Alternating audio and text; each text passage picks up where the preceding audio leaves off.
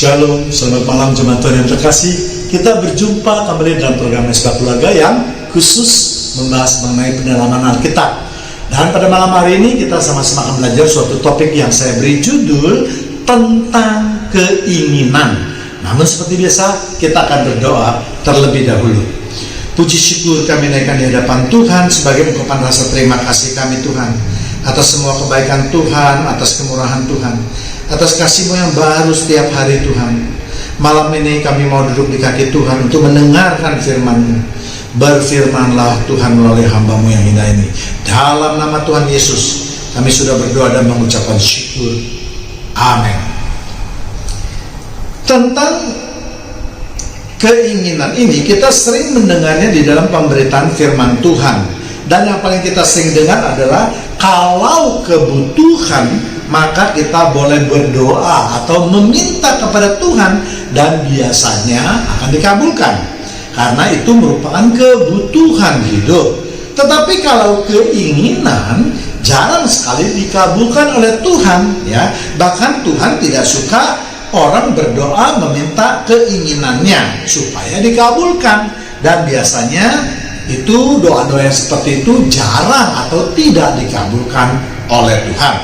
Ada sebagian orang yang setuju dalam pendapat itu, namun ada juga orang yang tidak sependapat dengan pernyataan tadi.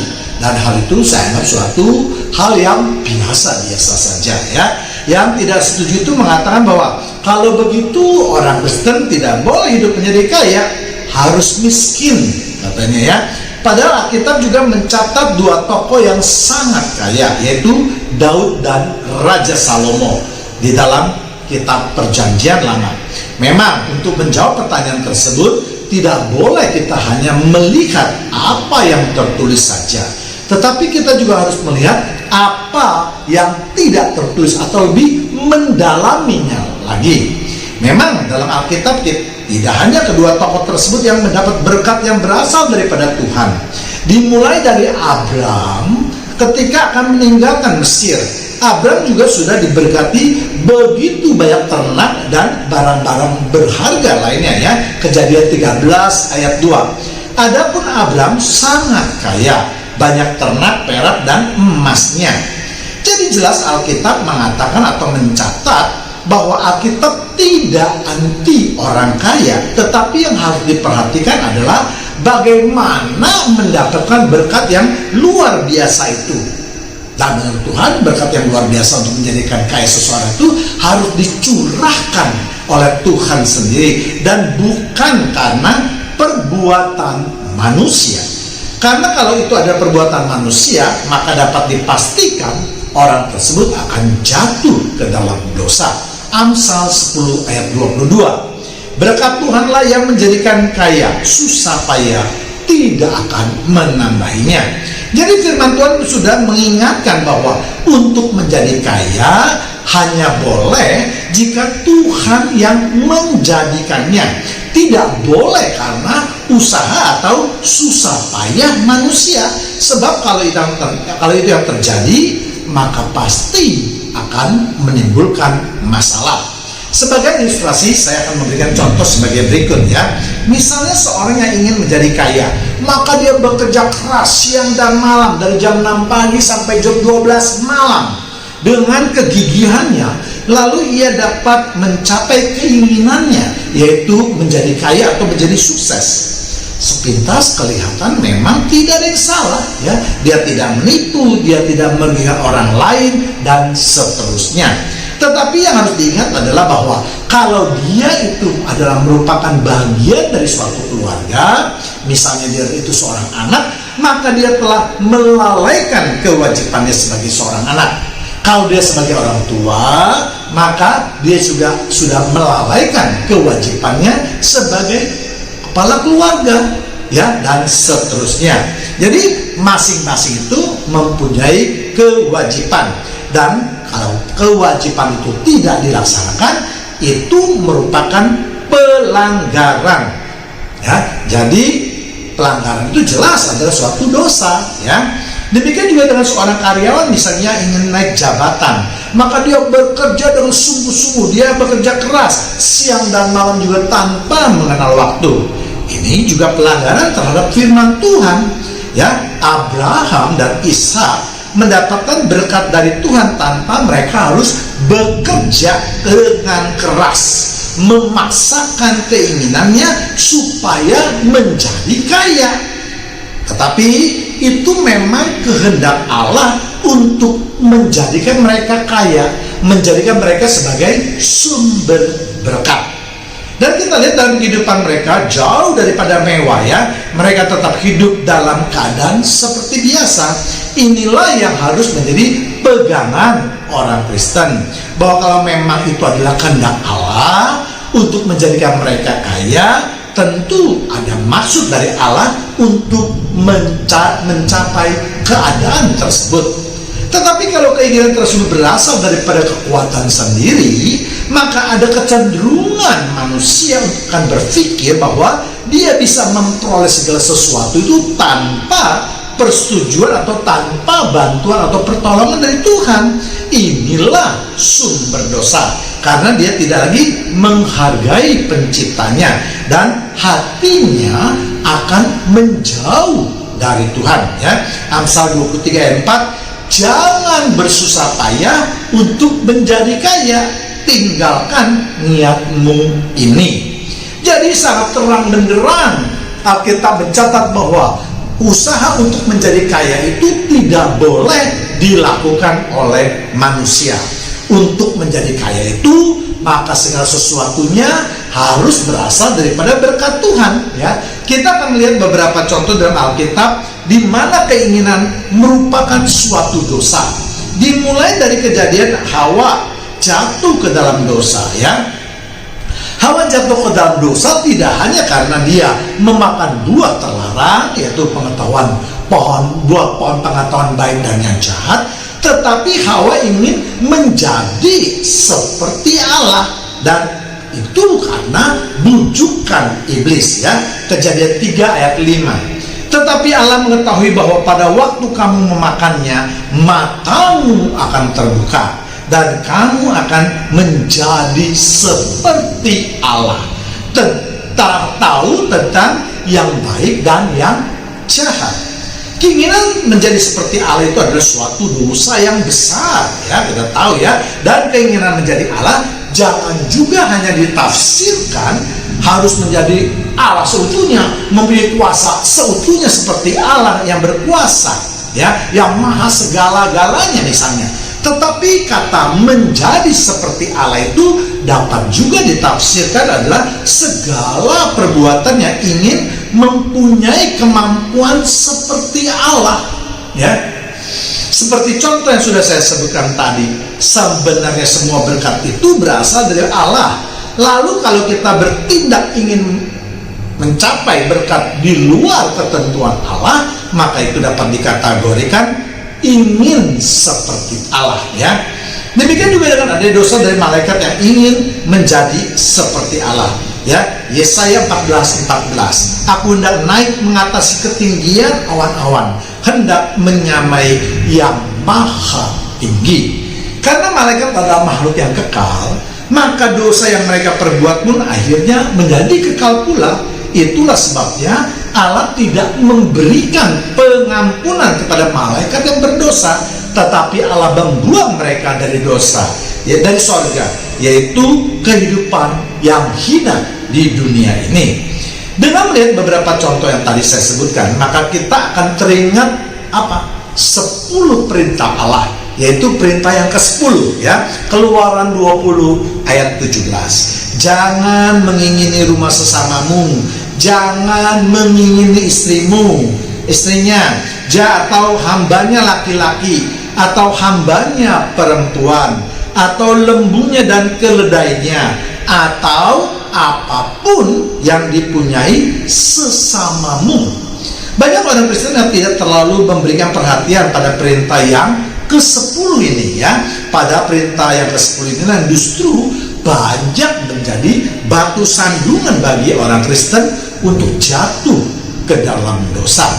Perintah jangan membunuh, jangan berfitnah, jangan berzina, ya, jangan bersaksi dusta.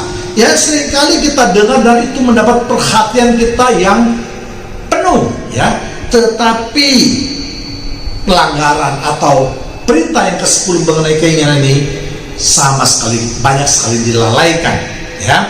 Kalaupun kita melanggarnya, misalnya kita sering merasa berdosa, misalnya kita jangan membunuh, mencuri, itu seringkali ketika kita melanggar, kita merasa, oh, saya sudah berbuat suatu dosa, ya.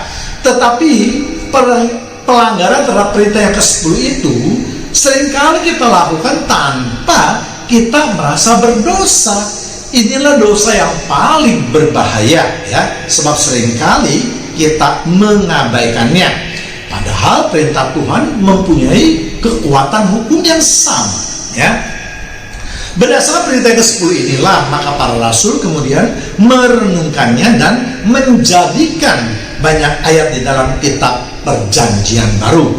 Jadi kalau ada tuduhan dari orang di luar Kristen yang mengatakan bahwa para rasul, khususnya Rasul Paulus, banyak menciptakan ajaran-ajaran baru di dalam kekristenan, jelas mereka tidak mengerti apa-apa mengenai Alkitab, karena mereka hanya membaca kulitnya saja tanpa berusaha mencari di mana asal usul daripada ayat tersebut, ya.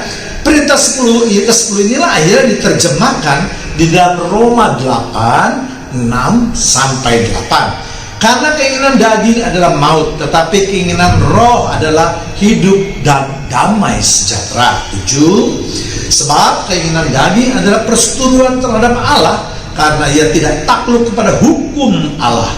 Hal ini memang tidak mungkin baginya.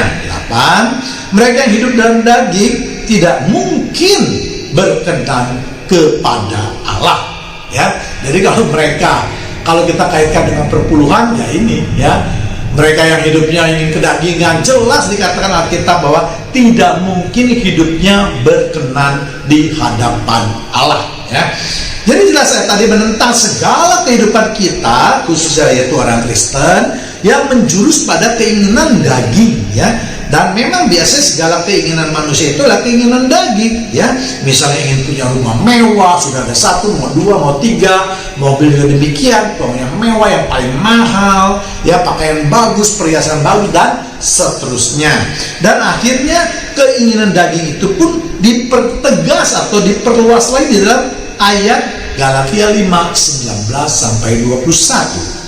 Perbuatan daging telah nyata, yaitu percabulan, penkecemaran, hawa nafsu. 20. Penyembahan berhala, sihir, perseteruan, perselisihan, iri hati, amarah, kepentingan diri sendiri, percideraan roh pemecah.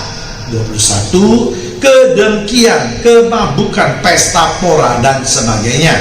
Terhadap semuanya itu kuperingatkan kamu, seperti yang telah kubuat dahulu, bahwa barang siapa yang melakukan hal-hal demikian, ia tidak akan mendapat bagian dalam kerajaan Allah, ya. Demikian juga seringkali kita jatuh dalam dosa karena keinginan kita, ya. Yakobus 1 ayat 14. Tetapi tiap-tiap orang dicobai oleh keinginannya sendiri, karena ia diseret dan dipikat olehnya. Dan kalau kita mau mencari ayat-ayat yang berhubungan dengan keinginan manusia menyebabkan dosa, banyak sekali dalam Alkitab, ya. Jadi sekali lagi ada dasar yang kuat ketika para rasul menuliskannya di dalam kitab Perjanjian Baru, ya, dengan dasar pada 10 perintah Allah ini.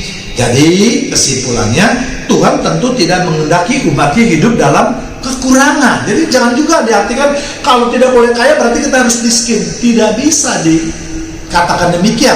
Tidak boleh kaya tapi kita hidup berkecukupan, cukup semuanya. Enak kan? Sebenarnya kalau hidup berkecukupan, mau apa-apa ada artinya itu, ya. Sedangkan kalau miskin, mau apa-apa berarti tidak ada, ya. Jadi kesimpulannya, Tuhan tentu tidak menghendaki umatnya hidup dalam kekurangan, karena kalau itu yang terjadi juga akan mempermalukan nama Tuhan. Sehingga mungkin orang di luar Kristen akan menyangka atau berpikir bahwa umat Kristen itu tidak mendapatkan perkenanan dari Tuhan. Lihat saja hidupnya mereka semua menderita. Itulah tanda bahwa mereka tidak mendapat berkat atau rezeki dari Tuhan. Ya, tetapi Tuhan juga tidak ingin orang Kristen menjalani hidupnya dengan penuh keduniawian. Karena tujuan manusia diciptakan adalah untuk hidup kekal, ya, hidup bersama Tuhan Yesus di sorga. Kalau umat Kristen hidup dalam kedagingan, maka umat Kristen itu tidak masuk ke dalam sorga, tetapi akan masuk ke dalam api kekekalan. Jadi kalau umat Kristen mendapatkan berkat yang luar biasa, maka dia dapat hidup layak dan dia harus menjadi sumber berkat. Nah, bagaimana menjalani hidup sebagai sumber berkat? Artinya segala berkat yang diterimanya haruslah dipergunakan untuk memuliakan nama Tuhan.